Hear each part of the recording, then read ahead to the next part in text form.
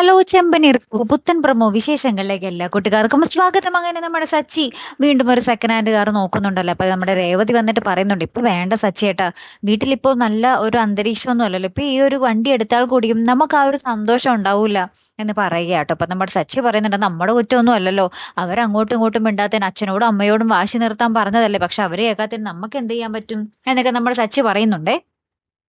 പിന്നീട് നമ്മുടെ വർഷ കട്ടക്കലിപ്പില് വീട്ടിലോട്ട് വരുന്ന ഒരു രംഗമായിട്ട് നമുക്ക് കാണുവാൻ സാധിക്കുന്നത്. അപ്പൊ വർഷ ഇങ്ങനെ ആരോടും മിണ്ടാതെ ഭയങ്കര ദേഷ്യത്തിൽ നിൽക്കുവാണേ.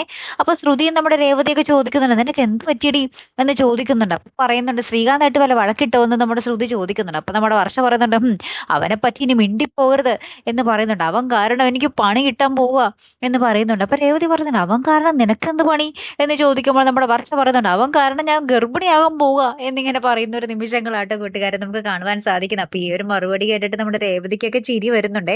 എന്തായാലും കാത്തിരുന്ന് തന്നെ കാണുമ്പോൾ അടുത്തൊരു വീഡിയോയുമായി വരുന്നത് വരയ്ക്കും ഗുഡ് ബൈ.